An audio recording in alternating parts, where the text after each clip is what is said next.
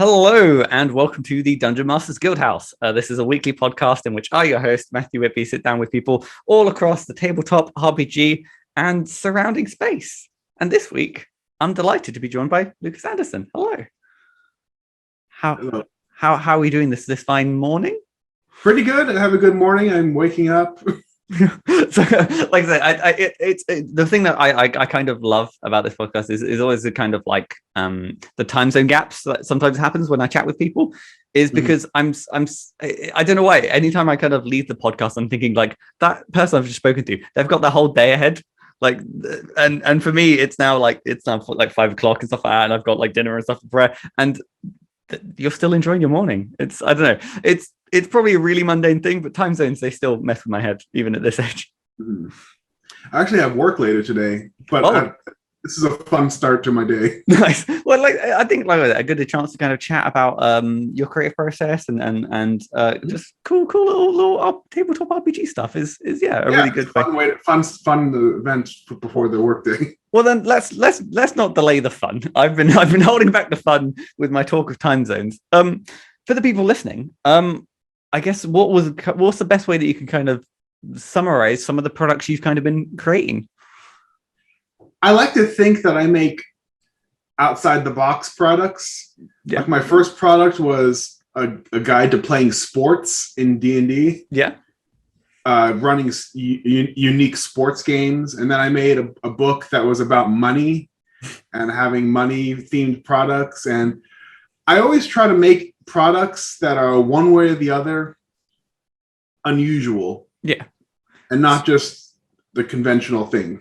Not that there's anything wrong with that, because I like the traditional stuff. I think it is that case of like, by being, I guess, going against the grain and creating more kind of stuff out there, you are in your own way kind of filling a niche. You're kind of like working into a design void with like, no one's really thought about, doing sports or, gold-based class, like subclasses.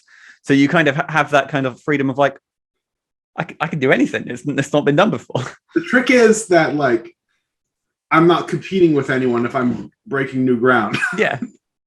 So then I guess one question I always kind of like asking is what was it like? So with it's Kruslak, sorry. I always feel bad when it comes to those titles that have like the kind of like fantasy names after them and stuff like that, because my pronunciation is never good. It's never as well rehearsed as but what made you want to start creating content?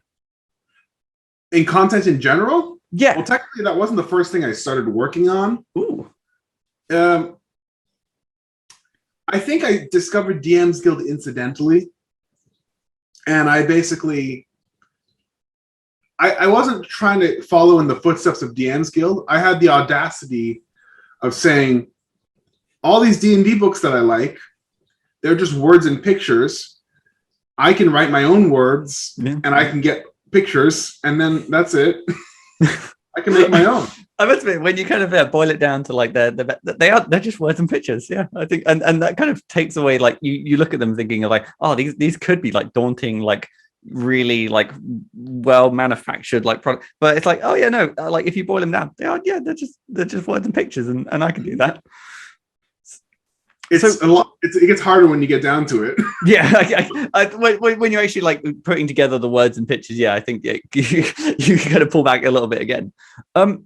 Was the kind of guide to sports and putting that together, was that something that you kind of just stemmed from your home games, or was it something that you kind of just wanted to put together? I just wanted to put that together because a lot of my ideas come from like, do I think this is funny? Do I think this is fun?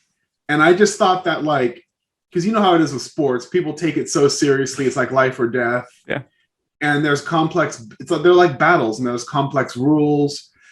And I just thought, what if we just took that intensity and you put those in a D&D game where instead of fighting for your life against a dragon or you're in a dungeon, you're participating in a life or death sports match or something. So was it kind of like, I guess, so once you kind of had the idea of like, okay, well, I want to do like, I want to do fantasy sports in some way. Was it like, what was the kind of challenge of like taking existing sports games and trying to like translate them into D&D rules? Or you're like, I can do any sport I want. I can make up a new sport. I sort of did. I sort of wanted to have the staples, but I adapted them into fantasy. Like I sort of made a hybrid conglomerate rugby, American football. I made a sort of, I tried to cover all my bases, if that makes sense. So I made a sort of baseball game. I guess what was the kind of the hardest game to try and, I guess, translate? Probably the race, track and field race, because I was like, well, how's that not just I move next? So I tried to make that interesting, but I wanted to have track and field because that's classic, you know. What were some of the ways that you tried to like, I guess, like a remove? Because again, my mind would go, well, you just put like a tabaxi in that race, and then they've not Mac 10. They've already gone like all the way around the field. Yeah, I had like restrictions. I put obstacles in the track, so it's not just a boring circuit. I put ability checks and athletics, and I wanted to have the sports each all give a chance for different people to shine in different ways. And also, I put in the preface or one of the introduction, I put there's different ways to shine. Even if your character doesn't have an athletic proficiencies or such, they could be support characters. And also, I said, hey, you can cheat. I mean, I feel like the characters were going to do that anyway. But yeah, it's nice to kind of have the rules to kind of support. Well, yeah, it's vindication because. Yeah. In the game, there are the rules in the game, and then there's rules outside the game. So as long as you're not like cheating for real, you can cheat in the game. That's part of the fun. Do whatever you want to do. That's the freedom. That's what makes the fun about TTRPGs, you know. So I'm going to struggle to remember it, but I'm fairly sure. So in Eberron, I'm fairly sure there's like a pre-existing sport. I can't remember. I don't know, but I think I know it involves like either gnomes or halflings. It's like capture the flag, I think. Is it like yeah? Okay. So I was gonna say, so was any of the stuff you kind of put together kind of inspired by any kind of existing lore as well, or were you just like I sort of went on my own? Yeah. I looked at the Eberron stuff just to see what I was my competition. Yeah. But I didn't want to follow in anyone's footsteps. Yeah. Like I try to do my own. A lot of the stuff I can do doesn't strictly adhere to I'm not taking advantage of the IP necessarily. Mm-hmm. Like my Hall of Danger. Did you look at those or? Yeah.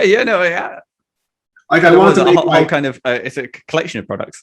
Yeah, the holiday themed monsters. I started with Christmas monsters, and those were for my home game really because I do a Christmas one shot. Where they have to save Christmas and team up with Santa Claus and nice. The Christmas. But that was for my home game, but also I do it for fun. But a lot of that is just not necessarily taking advantage of the IP because I just I'm sort of rambling, but no. I just like to do things my own way. I homebrew my own settings necessarily. I have a lot of respect for the good campaigns that they publish. But I typically, it's more work, it's more burden, and I'm passing up a lot of great adventures. But I don't often run pre-made adventures, even though I might change my mind on that principle later.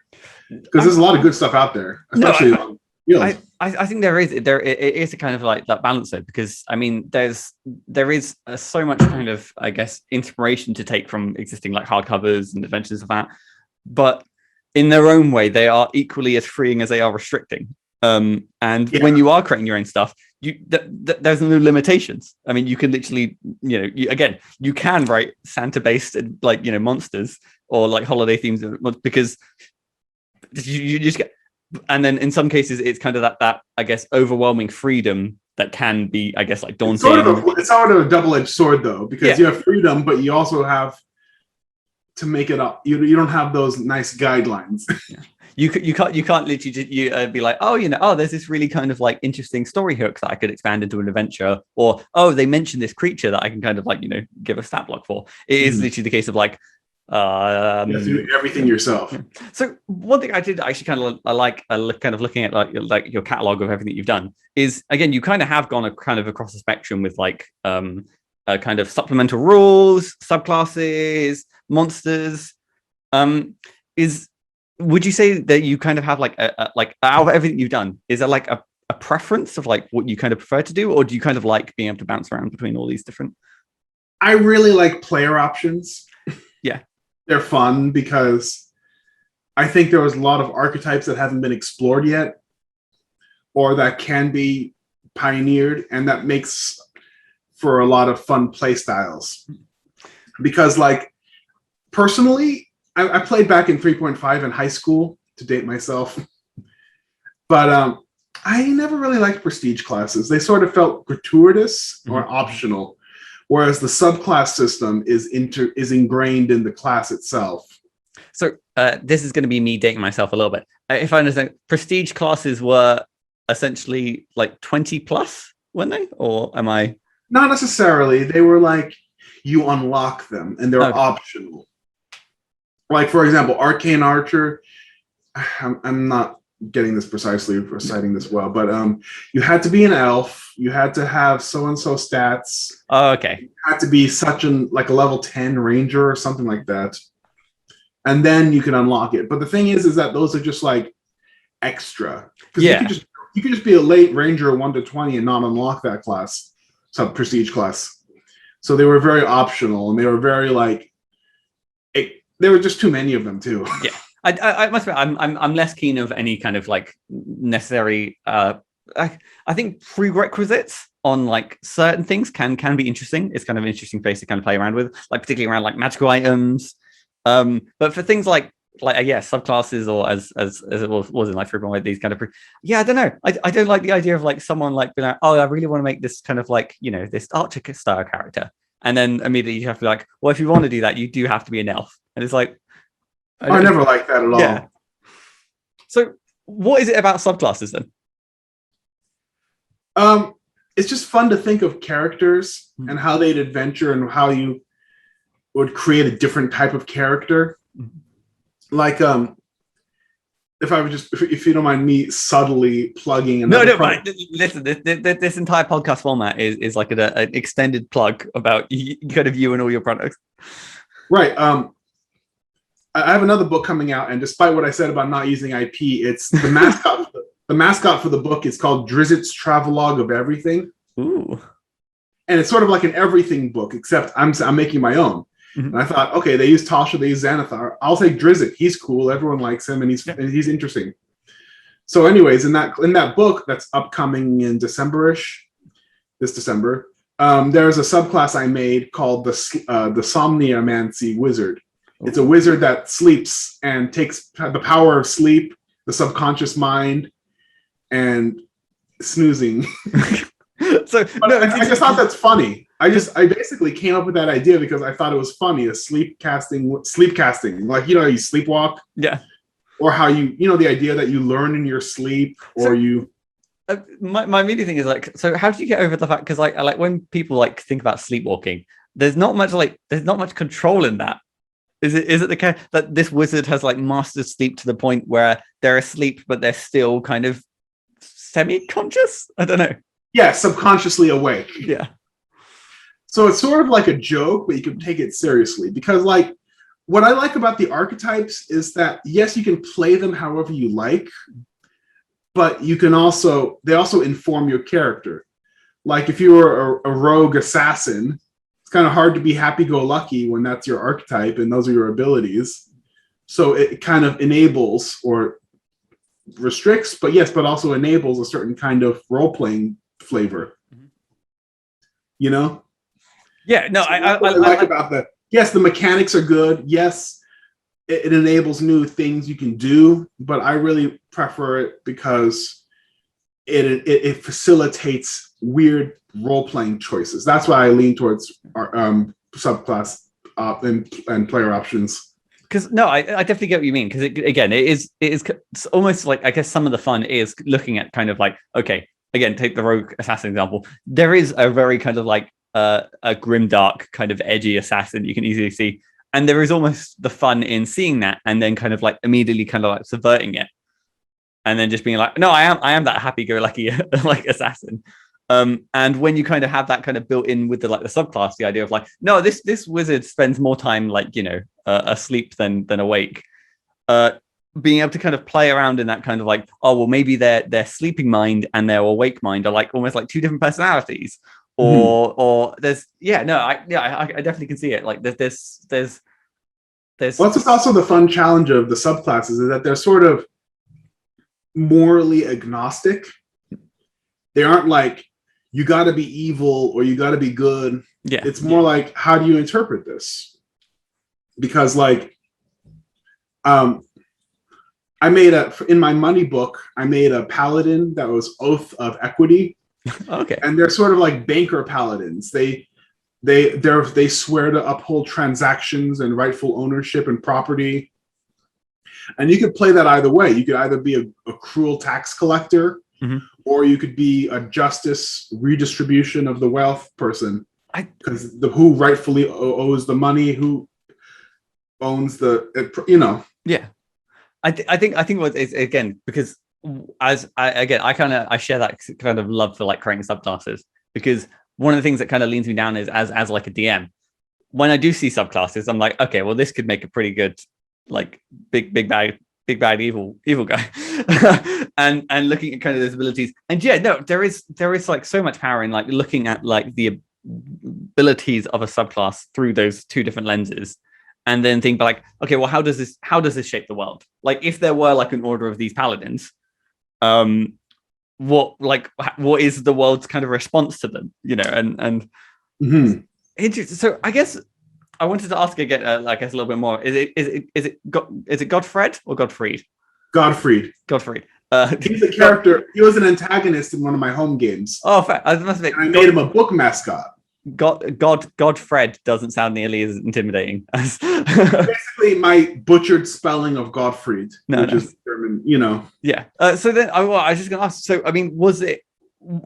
Obviously, you kind of mentioned that you kind of like the idea of like starting with like not necessarily a joke, but just something that would be funny or entertaining. Where did the idea of like, I just want to do a bunch of like gold-based monetary like kind of like subclasses? I thought it was funny because, you know, D&D, everyone wants money, everyone's craving money, everyone's hunting for money, everyone's hoarding money, and it's fun. But why? You're not buying luxuries for yourself. Most people aren't.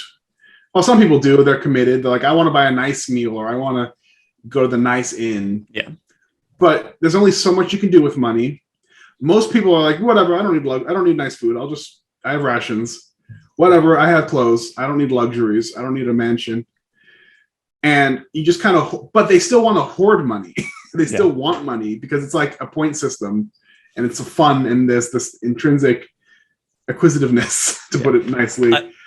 I think there's always that tipping point of like where, you know, you've reached that point of like wealth where you're like, you go to a tavern, you're like, oh, we're like 3 rooms, and I'm like, that'll be 3 silver, and everyone's like, I'll just throw gold.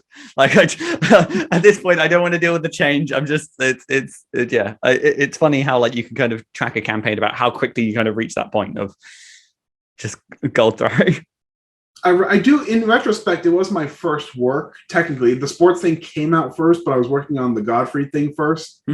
And the biggest flaw with the Gottfried book of treasure is that it's variable how much, because I put fixed values for this ability costs 100 gold, or this thing costs 50 gold. And that's like very, very variable. Yeah. Because like some people, they give away gold like candy. Other people like are very miserly with, you know, like, oh, you only get a little gold because gold's valuable. So I guess interesting. So what was kind of like design decision with like, I guess, tying some of these abilities with actual like monetary value? I tried to use my estimates, I suppose, and they can adjust them if they want. But also I did a section that's very, very, it's more like a suggestion section. I did a section about where I did a lot of calculations. I sat down with a friend and we tried to calculate how much money does the average peasant have? How much money does the average merchant have? How much money does the average kingdom have? How much money is, because you can't just extract, if you say like, if you go to like a small blacksmith and say, I want to sell this legendary sword, they're not going to give you 1,000 gold pieces because they don't have it. Yeah. I think another thing is I was like the only kind of like there's like within the Dungeon Master's Guide, there's like mixing reference of like, yeah, you could look up like how much gold is like in a dragon sword, but then that doesn't necessarily translate well to like society. Well, unless it's a dragon rule society, but then that's neither here nor there. Like I have a player who's in one of my games, he plays a patent medicine salesman. Nice. And he sells fake potions basically. Nice.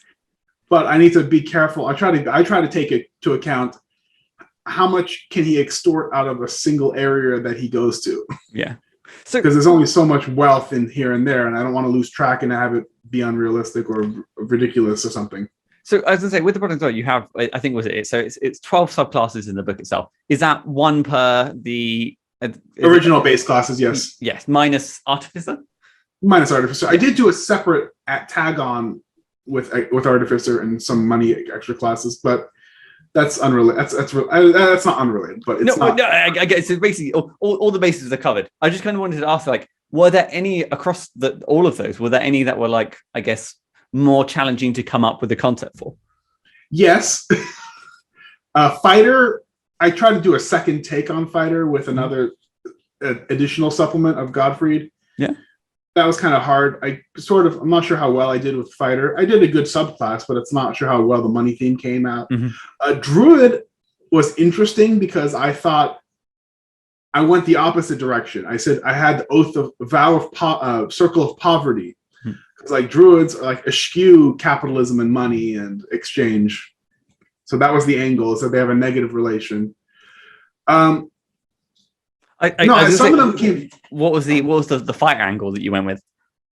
Fighter was relic dealer. They are a magic item. Oh, and interesting. They buy and sell magic items, but that didn't come out too strong. Yeah. Actually, the funny thing about the Godfried book is how I got started on DMsGuild, because way back when, a while back, a long time ago, 3 years ago.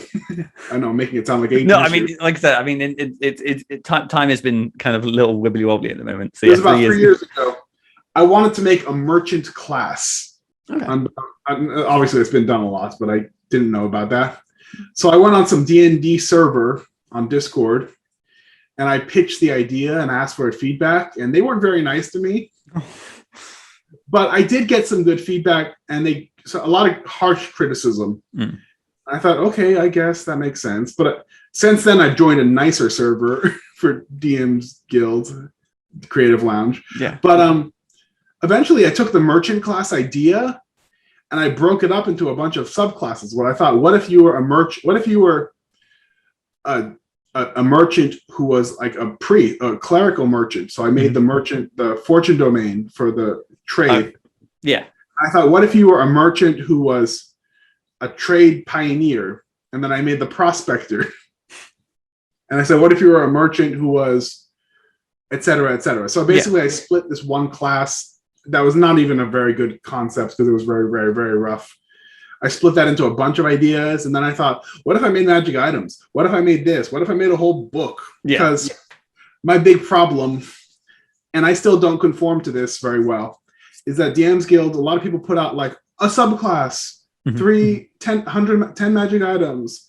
I'm like, go big or go home. Yeah, you gotta get like fully, like you get a theme, and then everything within that book kind of adheres to that theme. I like big products because I'm not like following. I'm like trying to compete with Wizards of the Coast, whereas it's like as foolish as arrogant as that sounds, or. Yeah, no, I know 100%. I definitely, because I think it's always that thing of like, from like a marketing standpoint, there's so many like pros and cons on any side of like the idea of like splitting everything up or keeping it all together. Like, I'm not the best at finance. If I was trying to do this this is basically like just a hobby, an expensive hobby, a hobby I'm passionate about. But it's basically like if I was doing this as like my profession, I would say, okay, this idea is fun, but it's not the most profitable, so I'll probably need to do something. I don't want to go down that route. No, I think because then you kind of like, again, I think the products in which they clearly are like passion projects, and you kind of, I think that kind of shines through. And yeah, I think there is that kind of moment where when you are trying to make that shift of like trying to again still kind of, I guess, maintain that spark in like a really weird way. I mean, personally, I just do what I want, and if it's successful, then that's great. Yeah. And if it's not, then at least I did what I want. Well, so actually, I do want to like cycle back to like the idea of like the merchant class and then kind of breaking that down is because I wouldn't even know necessarily where to start with designing a class, because what I like about subclass design in particular is they are quite formulaic. Like you look at like again all the like cleric subclasses, you kind of see you've got the levels in which they get features at. You can kind of compare. Oh yeah, tell me about it, because in my upcoming book coming out in December, Drizzt's Travelogue of Everything. I'm mispronouncing Drizzt. I know it's Drizzt. Honestly, I wouldn't know. I would. I say Drizzt. I'm going to go to my grave saying Drizzt. I'm going to say Draz. That's going to be Drast. It's not a real name. But anyways, in my Drizzt's Travelogue of Everything, Volume 1, because there's another volume coming out next year. Wow. Anyways, in the first volume, I'm putting out a new class, a tactician. Ooh, okay. And oh god, that's been hard making a new class compared to subclasses. It's been such a doozy, and I needed so much help, and I needed so much input and so much, and I had to. It's so much. Subclasses are a breeze compared to making a new class yourself. So I guess like is that like. What is like if we were to like do I don't know conduct like a post-mortem, like what are like the pain areas of like creating a new class from scratch? Knowing where to begin. Yeah. Knowing where to put all the features. Mm-hmm. Because I looked up some advice guides and suggestions, but at the end of the day, you don't have a template. The hard part is that making the template. Yeah, because at the very least, my suggestion from it retrospect, or for anyone who else wants to follow my footsteps, I suppose, is slap together a rough draft. Because you can edit something that exists. Yeah. But you can't edit like, I haven't done this yet, but what if I did this? No, just get something down, get together a rough, here's the first base features in the class. Because someone could say, oh, well, I know this shouldn't be here. This needs to be there. This needs to be there. This needs to be changed or rearranged. Because believe me, it's gone through a lot of iterations and so many revisions, and still, it's almost done. It's not done, but it's almost done. Because I guess that the thing that I guess you think about is like, so the class themselves has, again, inherit a good amount of flavor in it and stuff like that. Right. And you want to like capture that. But then it's like the case of like, okay, well, the flavor of the class then still has to kind of support X number of subclasses that kind of expand that original flavor in like a different angle. Aspects of it. Yeah. Tactician, I feel that I came up with a good angle. It's basically my inspiration for Tactician was the Warlord from 4E. So is it the idea it's not that like fight Warlord, because Warlord is more fighty, although one of the Tactician subclasses is close to that. But that, I like Warlord because they're a support class. But they're not magical and they're not strong. Yeah. So what do they have? They have their wits. Because I like that idea that like, because Bard is support because they have the magic music. Clerics have blessing spells and et cetera, et cetera. But I like the Warlord because they were, I felt like they're the underdogs. Yeah. No, like they're doing their best without having superhuman strength or magic powers, I really kind of like what you think, because then again, the idea of like the tactician, like the central core is again a support class using their wits, and you kind of have the kind of that again the kind of more combat focused subclass to kind of lean into that kind of tactician like running in with a sword, like leading the charge kind of like. But it's archetype. Not essential because there's other subclasses that don't use that kind of martial prowess. So yeah, and then I guess it's kind of that I guess it's, were there any like features that you looked at which was like, I would love for this to be a core feature, but this should be a subclass feature, or vice versa? One of them was a feature where they could, it's off the top of my head, I forgot, but basically they could dodge ability, they could dodge attacks, or I stole some features where they could like visualize things in their mind's eye. Like I took some where they could see where they have basically they have sort of a blind sense, but it's more like visualization in their mind. I sold that. One of the writers I was working with, I took that from his subclass and I added it to the main class, and it was a very, very, very collaborative effort. I could not begin to have done this by myself. So who were some of the people that you were kind of collaborating that on? Aryan Balu or Aravar, Jack Weighill. I got a lot of developmental help from an editor named Taylor Navarro, and Stuart Watkinson. He was an editor too who helped me out. It's a big collaborative effort. I'm very good at slapping down crazy ideas and having other people come in and fix my messes. But I mean, that's what like editors, mechanical. Like, I know I'm being very self-deprecating, but it's partly true, and if not as harsh as that as I was being to myself. But I pride myself. My biggest strength is weird ideas, because I know some people come at it like, what are some mechanical niches that can be filled? Yeah, and I'm more like, I have a wacky idea, and like, oh, I need the mechanics to back it up. It says like, again, so I mean, like, again, so many people kind of, again, depending on what lens they have, they really do struggle in kind of getting that kind of like first draft together to kind of like have the clay to mold and to be able to kind of have that idea and then just kind of get something kind of together in whatever shape it takes is again, it's a huge chunk of the battle. So yeah, no, I don't think you're. I personally, I mean, there's no wrong way to get it as long as you have a good end product. I mean, I admire, and I'm kind of like, okay, I guess that's interesting. That's kind of frightening how you do it that way. If someone was like, I have a subclass and I have all these mechanical features that fill an important niche, but I don't have the flavor yet.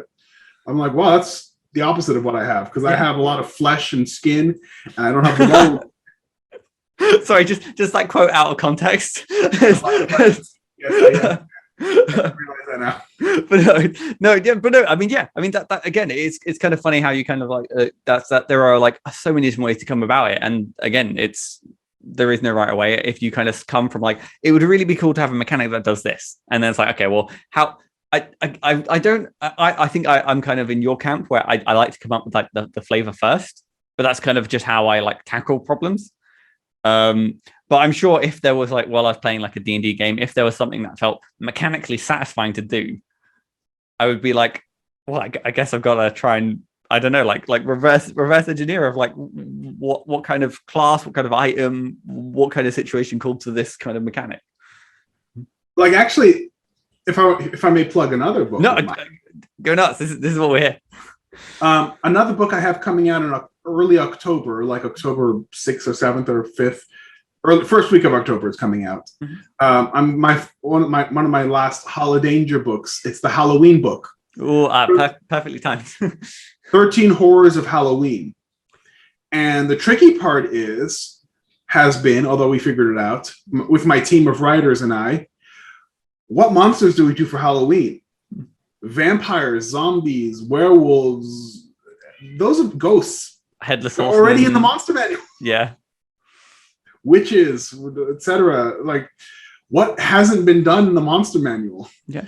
But we found a lot of interesting niches and ideas and concepts, and we filled in. We have something amazing coming out.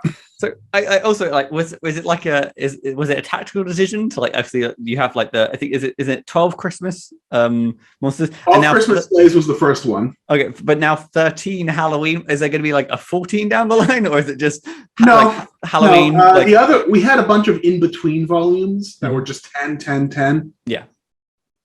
But that worked out fine. 10, 10, and 10, because 10's a good base. Mm-hmm.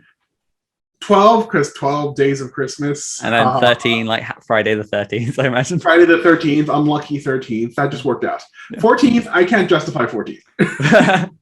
Like, there's no clever justification for it, so. Yeah. But also, part of the reason I chose 13 for Halloween is because this is a grand finale, sort of. Like, and I'm leaving I'm stopping it. I'm thinking someone else is taking it over, mm-hmm. But I don't have any more holidays planned. I think we're just calling it there for the most part. I guess, you know, I guess there is kind of like there is a finite number of like major holidays around, like, of like, you know, until you start like dipping into like other cultures and stuff like that, and then it's kind of the case of like, I know, Yeah. exactly. We came to that conclusion as well. But no, the 13. There's a lot. It's the biggest finale. It's going to be great. So then I guess I'm gonna jump the queue in kind of like go ahead. The questions and kind of so across of all these kind of themed monster monster folios or whatever monster. What is your favorite monster if you had to like pick one?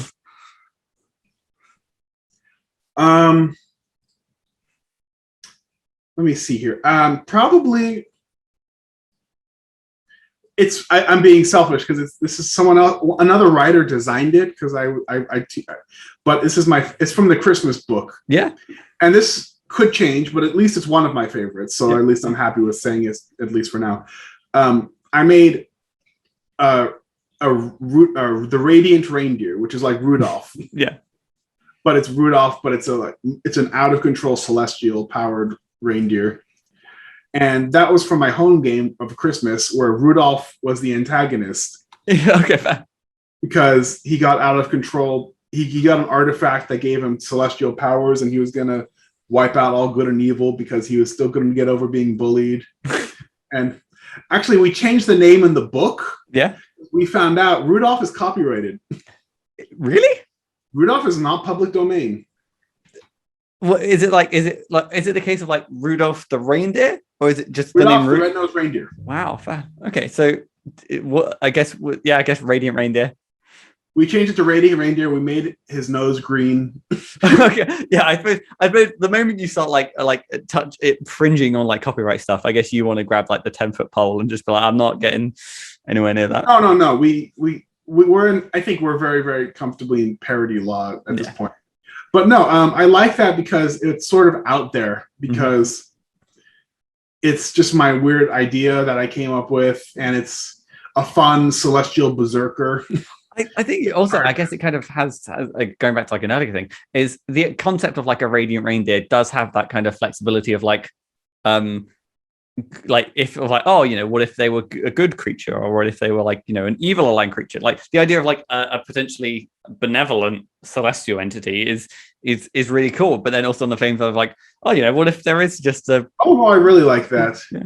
I like the versatility. Yeah, because what I like doing, and I'll plug another thing after this. in all my monster books, I got this idea because I worked on Alexis's her monster. I did some fluff writing for her like kaiju things initially, and then for another one of her things, some other monster thing. But she had adventure hooks.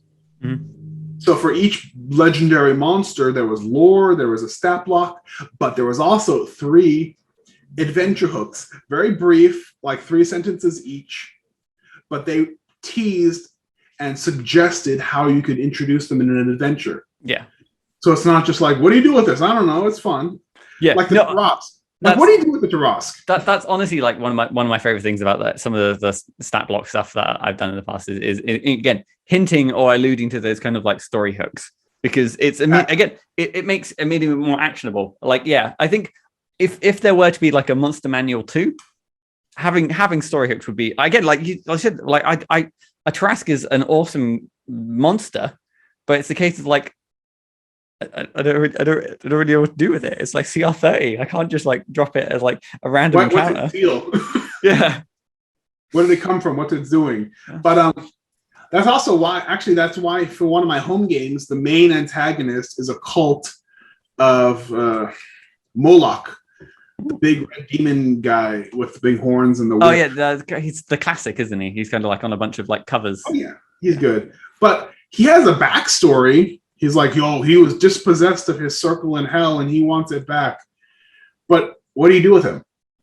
They have his stat block, they have his backstory, but they don't have like, how are you supposed to incorporate him? Yeah. Especially with like a character's backstory. It's like, oh yeah, he's been exiled. It's like, where to? What's So that's the whole. He's the central big bad end boss that they haven't gotten to yet. and his cult is he's promised his cult riches and glory if they help him get back his blah, blah, blah. So I had to get creative. I had to make up my own story hook, but I want to give people suggestions to spark their imaginations, if not use them outright. Yeah. That's why my next product that I'm actually doing is OGL. Ooh. Because I'm going to do an Indiegogo for 100 monsters that are just no holiday theme or whatever. Yeah. Just 100 new monsters, fully illustrated. And but they're all going to have story hooks. So it's going to be like a monster manual, but with story hooks. I like that. It's kind of like it immediately kind of bumps up that like utility. Because again, I'm sure there's been a bunch of people who have kind of like bought like those kind of expansive kind of like monster manuals, like monster manual-esque supplements, and it's like there's all these really cool creatures, and then it is that little bit more work for the DM to be like, okay, I want to use this creature. Now I'm going to have to do almost like some homework into how I can kind of get it into the game in a suitable way.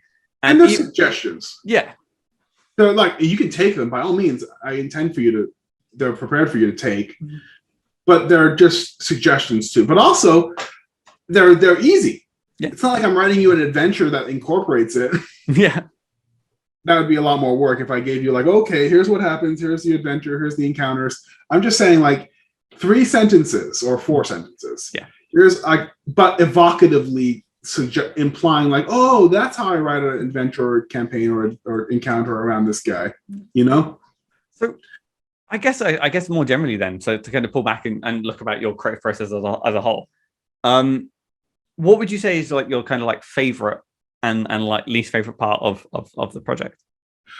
My favorite is content generation. So literally just kind of like putting those ideas together. Cool. Yeah. This would be cool. Yeah. And then it's like, okay, I need to make this work. That's not the least favorite part though. I have 2 least favorite parts. They're sort of vying for top. So no, just by and large, my favorite part is content creation. Although my second favorite part is sort of like figuring the delight of like, oh, that's how I actually make this work. Mm-hmm. And oh, it's working. It's coming together when I flesh out my ideas. Yeah. But the funnest idea is just like, what if I did this? Mm-hmm. The 2 least favorite parts are predictably 1, promotion, advertising, promotion, because I'm bad at it. No one's good at it. And the worst part is that I have no control over it. Mm-hmm. It's sort of just like, if I could work harder, if I could work twice as hard and do twice as much, I'd do it. Who wouldn't? But it's like a mystery. If I ask everyone, how do I make my product get success? They'll say, good. That's what I'd like to know. It's always that case of like it's like they always like luck is always like a huge proponent, and you can do things to kind of, and that's why and most of my products haven't been super successful, although I plan on changing that. Nice. I got meddled with the Christmas book, and I have big hopes for my next projects, the Halloween book and the Drizzt book. Yeah. I predict those will be a bigger success because I'm taking more measures. Because I got to do what I can. I can't just say, "Oh, this sucks." Oh well. Yeah. I'm like, too bad. I got to just try twice as hard. But what was I saying? I think you get also kind of like segue. You had your 2 least favorite parts. So I feel like advertising was one half of it, and obviously, I'm trying to do advertising. Yeah. But my second least favorite part is management. Yeah. Because I love being the boss and having a team of talented people orchestrate my vision, or orchestrating a team of talented writers and editors to make my vision come to life. Mm-hmm. And yes, they have contributions, so it's not just me, and I'm the mastermind. Yeah, it's good. But I mean, someone has to like kickstart the project. But the Christmas, like for example, the Halloween book, that was my idea, even though I didn't come up with all the monsters. Mm-hmm. Or like the Drizzt book, I'm the leader. I say we're doing the Drizzt book, although they come up with a lot of my writers come up with a lot of the ideas. Yeah. But they're ultimately my awesome ideas that I am so fortunate to have recruited a teams of talented people to recruit. Mm-hmm. But that's also the hard part, is bugging people. Yeah. Managing things, having these spreadsheets and organization checklists, and like just managing stuff. It's that case. It's like there's always like the rare project where everything kind of goes smoothly. But for every kind of project like that, there are always going to be the ones where, again, just through the nature of it, there are going to be snags.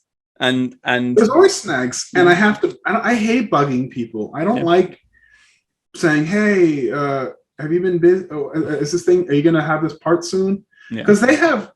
I've always worked with good people. Yeah. And they've had good reasons.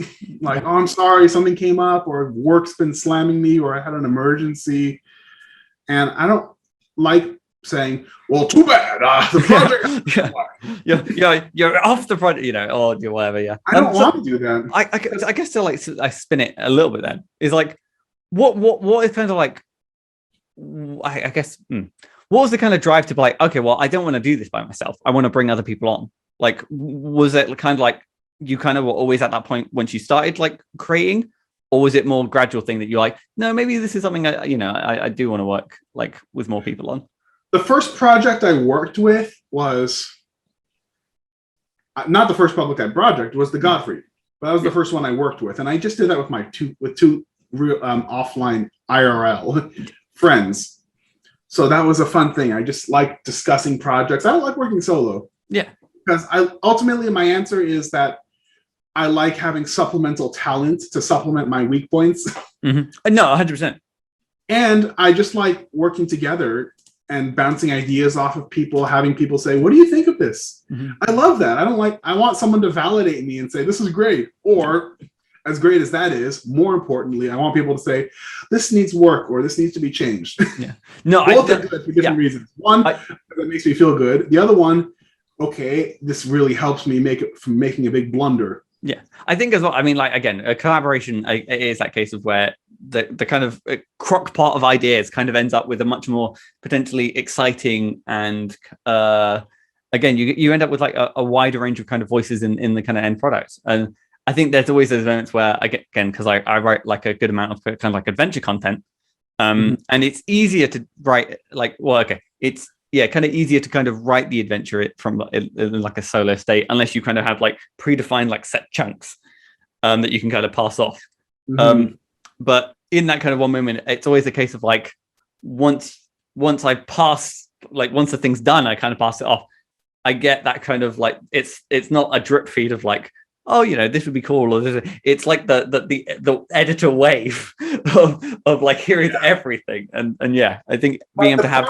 But for Drizzt Volume 2, which is coming out next year, after the Drizzt Volume 1, which comes out December, and for the Monster Atlas, which is the monster manual that comes out next year, kickstarting it next year, or Indiegogoing it, those have smaller teams. Because as much as I just said, oh, I love collaboration, I love teams, I realized I need to make a smaller, streamlined teams. Yeah. So, well, actually, so one thing I did want to kind of quickly ask you is, so what part of the timeline made you kind of think of like, oh, then now at this point there needs to be 2 Drizzt books? Oh, just like it's been a month, I think. Basically, just saying, I have more ideas. I have more subclass ideas. I have more ideas for make a second volume. I want to put more stuff out there. It's been done before with Tasha's Crucible. No, 100%. So there's precedent. And I just thought I want to get more of my own writing, because I recruited such a big team for Drizzt 1 that I didn't get to put my own idea. I got plenty of my own ideas. Yeah. But I wanted to put more ideas. I get to, with the smaller team, I get to monopolize more of the writing. Yeah. I guess that's always going to be a kind of like a trade-off, I suppose. It's like, obviously, with more people involved, obviously you could tag your ideas onto it, but then the book begins to get larger and larger until it's not unfathomably large, but it becomes that point of like, I'm a weird outlier on DMsGuild, because I would gladly buy a $40 book if I thought it was all good. Yeah. Like if it had all the content I wanted, I'd buy it. I already buy $50 books from Wizards of the Coast, but no one else does. $20 is like exorbitant on the guild. Yeah, I think over the 3 years, again, the long time that it's been that we've kind of been around, is there has been a kind of gradual uptick, and you do see that the kind of the products kind of swoop in and kind of hit those kind of high marks. They should. They should. No, 100% they should. And I think again, I'm hoping it's a kind of the uptick kind of continues. But obviously, the DMsGuild as a whole is again inundated with new creators popping on and kind of releasing their content. It's so many people. Oh yeah. but no. Again, it's fascinating, and yeah, especially from like the idea of like I guess like sequels. It's always the case because you kind of have the benefit of like in hypothetical cases like if what the first one again sells really well, it kind of has that knock-on effect of like, well, the second one, it kind of has that, I guess, renown. I don't know if that's the right word for it, but that kind of like, it's all part of the same bundle thing. But the thing is, I haven't even sold the first one, so I don't know how well it's going to do. But I'm like, but as I said, you know what? Too bad. I want to do it. Yeah, I mean, by God, I hope it succeeds. No, 100%. Yes, but if it doesn't, I still want to do it. Yeah, and I suppose you always have the added benefit of like maybe the sequel isn't like Drit's book 2. It's like it's Jarlaxle's now, or it's like it's some other drow. Jarlaxle's has been done. True. There's got to be some. I know there's been a Laurel one, I think. Oh, geez. I like Drizzt though because he's actually a fun character because he's the big awesome hero. Yes, he's a Mary Sue because he has all these powers and he's awesome and great, but he's humble and introspective. I like that. What's the name of Drit's? Is it not? I was going to call it just a cat because I know it's not. Is it a jaguar? It's a Black Panther. Oh, Black Panther. There you go. Windhover. Oh, okay, yeah, that's another name. You have like the big Drit's project and then the little like Oh, Guinevere's extra. That sounds good. Yeah, I'm just throwing ideas out there. No, good idea. But no, I just another fun thing just to mention this for no reason, but in the second volume, it's mostly just going to be subclasses, some revised spells, and a big section for DM tools are evil organizations. Ooh, interesting. Basically, there are fun organizations that are like their agenda, their background, their minions. Use this stat block for this minion. Use this stat block for the boss. And I really liked when I was at Barnes and Noble like a while ago, like a year or two ago. I saw this book that was the Codex of Villains. Okay. And I'm basically borrowing the idea. And adapting it. I mean, they had like evil circus, evil cult, evil druids. And I'm kind of taking that. I'm trying to be more creative than that. But I like the premise is that they have groups. These aren't adventures. I'm not writing adventures. I'm not writing new stat blocks mostly. But I'm giving ideas of like, here's a fun evil organization. You could make a campaign around this, Yeah. So no, I 100%. And I think it's kind of, again, having those groups that are easily kind of like drag and drop. Like, you can easily translate that into your home game and just be like, okay, well, yeah, I can minor tweaks and it can kind of fit with my home game. Yeah, I definitely see the kind of appeal of that. Then kind of the like, this is this group that go here and they can't be changed. It's like, well, no, you just kind of, the fact that it needs to be adjusted for people's kind of home games. I just, honestly, I've done this before. I did do a set of adventures on drive-through. They didn't do very well, but we're trying them again, but we'll see. But I did do a set of adventures, but I'm kind of burnt out on adventures. I did a trio of big adventures, and I really liked them. Yeah. But I don't know. I'm just burnt out on adventures. So if anything, if one in my repertoire of what I do all sorts of things, but I don't think I'm going to be a big adventure guy anytime soon. That might change. Who knows? I might be eating my words next year. Or 2 years. I'm in a similar way where I've kind of burned myself with big adventures, but now I'm trying to do like bite-sized ones just to kind of get the. I respect people who do adventures. Yeah. I think they're cool. They're great, but they're just not for me. No, 100%. And yeah, I mean, like, it doesn't have to be. It's the case of like, no, as a tabletop RPG designer, you don't have to design everything. You can just pick and choose. That's the benefit of it all. I did want to ask more generally though. It's like over kind of everything that you've done. Has there been like a particular lesson that you would pass down to your like 3 years ago? Handing down wisdom. Yes. Even when I've only worked with nice, good, honest people, but even with good, honest, well-meaning people, there will be conflicts. Yeah. Does that make sense? Yeah, no, sometimes in correct spaces, people butt heads. There'll be conflicts, there'll be issues, there'll be difficulties, not against each other necessarily, but there'll be problems. No, and I'm not calling anyone out. I'm not saying any shade or whatever, but there's just issues. Yeah. There's always going to be issues because I've never worked with a jerk or a conniving bad person or whatever, but there's always been problems, and not always, but there's frequently been problems and issues, and the frustrating part is that you can't get mad at someone. You can't say that bastard is trying to cheat me and being a jerk to this person, because like I've told myself before projects start, like, oh, if someone was being a jerk or unfair or rude or bigoted, I'd swoop in and be the big hero and say, get out of here, you. Yeah. But when two well-meaning people are having conflicts, or well-meaning people are not doing something properly or falling, I'm like, what am I going to do? Yeah. You know? It's kind of a tougher kind of situation, because again, it's a case of, especially with, again, the tabletop RPG space, is the fact that when in some cases it's not necessarily like a group of full-time professionals in that sense and stuff like that. It's people with a passion for the hobby, and you know, it's a case of like, and that's when kind of real life in the many hideous ways that it can rear its ugly head can kind of clash with that. And obviously, people got to put. It's hard to deal with. Like, I thought, like, hey, if I recruit nothing but good people, there'll be nothing but good times. That's not the case. I would warn myself of that. Yeah. And I don't know the solution really, except that you have to be firm. Yeah. But I just at least prepare myself for the eventuality. And I suppose, you know, I guess it's kind of, in the nicest sense of the term, kind of like removing the I guess the rose tinted glasses of what it could be. Yeah. And just being like, there's going to be, you know, there's going to be times where it's fantastic, but, you know, ebbs and flows. Most of the time. 90% good, 10% just, you know, be wary. But those bumps and those problems, you remember those, they can overshadow the good times. Yeah.